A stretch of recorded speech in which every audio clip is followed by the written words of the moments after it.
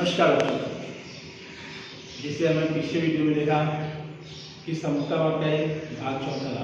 अब ये video number 5 है, जिसमें हम आपको अध्ययन करने को सिखाएंगे कि समरूप त्रिभुज कैसे होते हैं। और ये जानने के लिए आपको ये वीडियो देखना पड़ेगा किस प्रकार होते हैं। तो समरूप त्रिभुज, अब समरूप त्रिभुज अर्थात होता है समान रूप वाले त्रिभुज। जैसे हम उदाहरण पर लें तो घर में एक छोटी थाली लें और बड़ी थाली लें, दोनों को ये देखें तो आकार छोटा वाला लेकिन रूप में कोई बदलाव नहीं। उसी प्रकार हमारे गणित भागों में अर्थात ज्योमेट्री विषय में भी त्रिभुजों से बनी आकृति समरूपता हम लोग पहचानते हैं। उसके जानने के पहले हम देखते हैं समरूप त्रिभुज क्या है। तो समरूप त्रिभुज एक अकेला त्रिभुज है, उसके लिए कम से कम दो त्रिभुज की आवश्यकता होती है और उसमें दो त्रिभुज कब होंगे उसके दो शर्त लागू। एक तो पहले कि त्रिभुज की तीनों कोण सर्वांगसम होंगे, दोनों त्रिभुज के तीनों कोण तो त्रिभुज समरूप होंगे। और दूसरा है अगर दोनों त्रिभुज की भुजाओं का अनुपात समान होगा तब भी त्रिभुज समरूप होते हैं।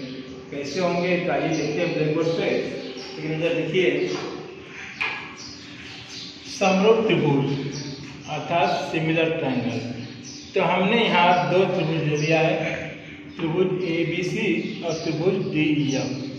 अब देखिए दोनों त्रिभुज में तीन कोण है, इसमें कोण A, कोण B, कोण C, इसमें भी कोण D, कोण E और कोण F, यानी दोनों मिला के 6 कोण है। लेकिन कम से कम ये तीनों कोण सर्वांगसम होंगे। जैसे कोण A देख लो जिस संख्या से दर्शाया उसी प्रकार कोण B भी है, यानी कोण A सर्वांगसम होगा कोण B के। उसी प्रकार कोण B देखिए, इसको दो लाइन से दर्शाया हूँ, इधर कोण E को भी दो लाइन से, ये भी दोनों कोण सर्वांगसम होंगे। और लास्ट में बचा हुआ कोण है तीसरा कोण C को मैं 3 लाइन से दर्शाया हूँ, यहाँ पे F को भी, ये भी तीनों कोण सर्वांगसम होंगे। तो ठीक है, देखिए अब इधर देखिए मैं लिखा हूँ त्रिभुज ABC तथा त्रिभुज DEF में यदि कोण A समसम कोण D, कोण B समसम कोण E और कोण C समसम कोण F, जो यहाँ पे लिखा हुआ आपको आकृति में बताएगा।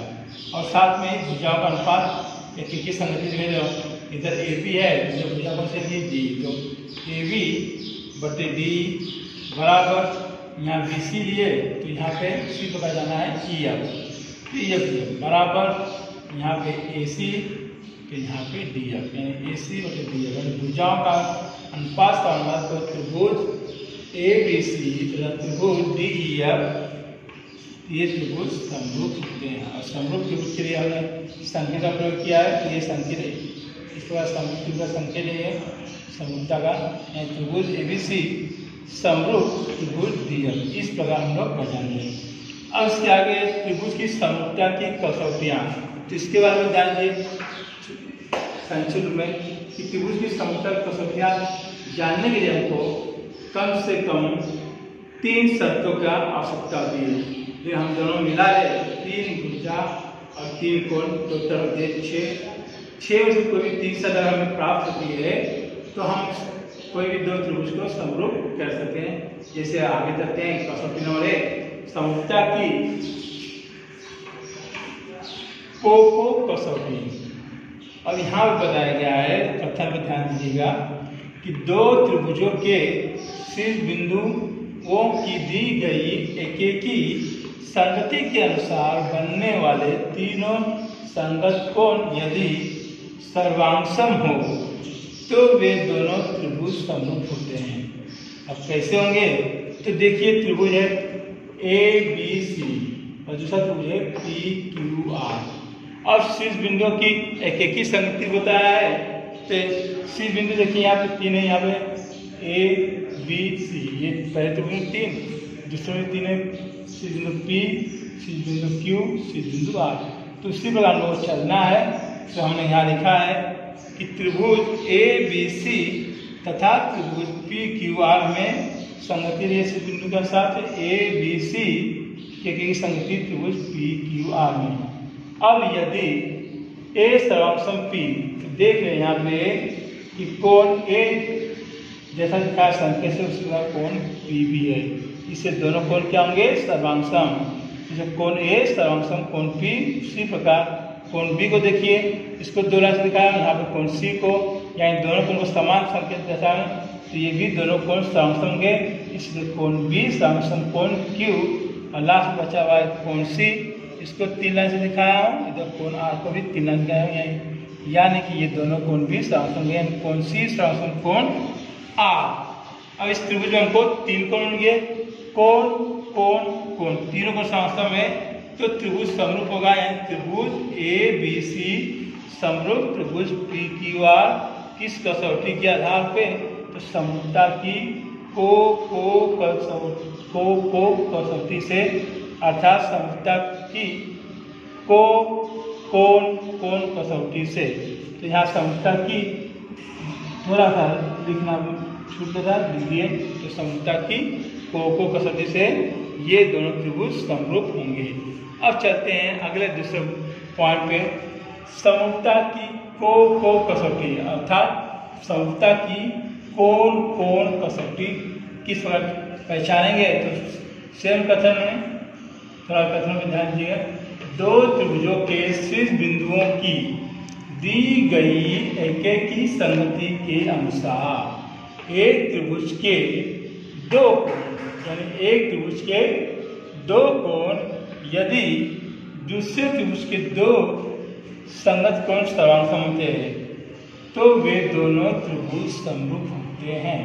जैसे यहाँ आकृति बनाया हूँ, त्रिभुज ए बी सी और त्रिभुज डी ई एफ, यानी पहले त्रिभुज के दो कोण दूसरे त्रिभुज के दो संगत कोण से सर्वांगसम होते हैं, तो ये दोनों त्रिभुज समरूप होंगे। किस कसौटी से? समरूपता की को कसौटी से। तो कैसे लिखना, ध्यान दीजिए, इधर दिखाऊं, त्रिभुज ए बी सी तथा त्रिभुज डी ई एफ में एक संगति दिखा रहा हूँ।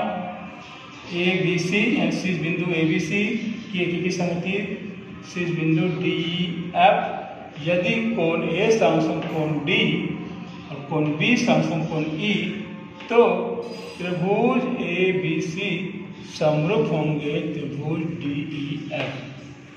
किस कसौटी डालोगे? समरूपता की को कसौटी, अर्थात समरूपता की कोण कसौटी से होगा। अब तीसरा पॉइंट है आपका कि समरूपता की भू कसौटी, अर्थात समरूपता की भुजा कसौटी। इसमें कसौटी में ध्यान दीजिए, दो त्रिभुजों के शीर्ष बिंदुओं की दी गई एक की संगति के अनुसार यदि उनकी संगत भुजाओं की दो जोड़ियां समान अनुपात में हो और उन भुजाओं में समाविष्ट कोण सर्वांगसम हो, तो वे दोनों त्रिभुज समरूप होते हैं। किस प्रकार होंगे? तो देखिए, पहला त्रिभुज आपका त्रिभुज के एल एम, दूसरा त्रिभुज है त्रिभुज आर एस टी, और इसमें भुजा के एल को दिया हूँ 1, इसकी लंबाई है, और एल एम की लंबाई 2, और भुजा आर एस की लंबाई है 1.5, और भुजा एस टी की लंबाई है 3। अब देखते हैं हम इधर कि त्रिभुज के एल एम तथा त्रिभुज आर एस टी में ये जो त्रिभुज के नाम के, अब इसकी एक की संगति दिखाया हूँ, यहाँ जगह नहीं था, यहाँ लिखा हूँ, देखिए, शीर्ष बिंदु के एल एम एक की संगति होगी शीर्ष बिंदु आर एस टी से। अब इसी के अनुसार हमको चलना है, यानी कोण के एल एम सर्वांगसम कोण आर एस टी यहाँ दिया गया है। यदि कोण के एल एम सर्वांगसम कोण आर एस टी, देख लो यहाँ पे के एल एम को जैसा दर्शाया उसी प्रकार है कोण आर एस टी को भी, इसलिए दोनों कोण सर्वांगसम होंगे। अब आगे भुजाओं का अनुपात के एल, तो के एल लिए तो यहाँ क्या आएगा? भुजा आर एस, यानी के एल बटे आर एस बराबर एल एम बटे एस टी। तो अब ये दोनों भुजा का अनुपात समान हम बताएं, लेकिन कैसे होगा? तो देखिए, यहाँ करके दिखा रहा हूँ। अब के एल यानी हो गया ये के एल बटे आर एस,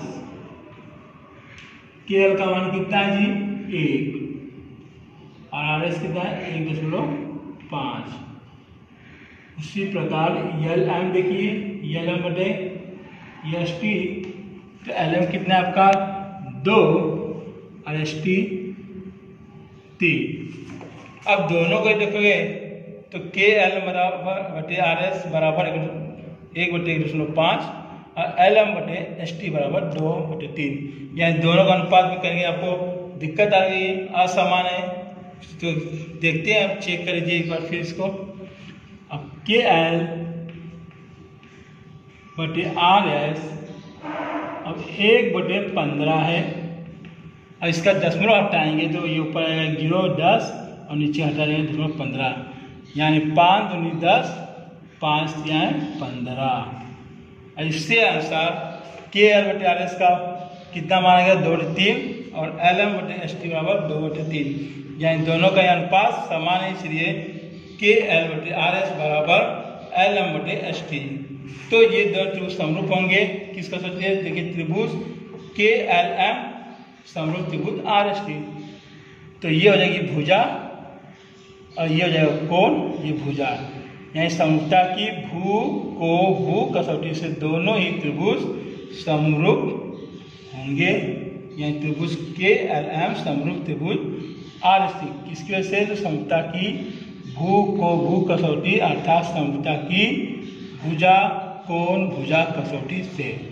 ये हो गया आपका तीसरा पॉइंट। अब चौथा देखिए, समरूपता की भू कसौटी, यानी समरूपता की भुजा कसौटी। तो यहाँ पे देखिए कथन कि दो त्रिभुजों के शीर्ष बिंदुओं की दी गई एक ही संगति के अनुसार जब एक त्रिभुज की तीनों भुजाएं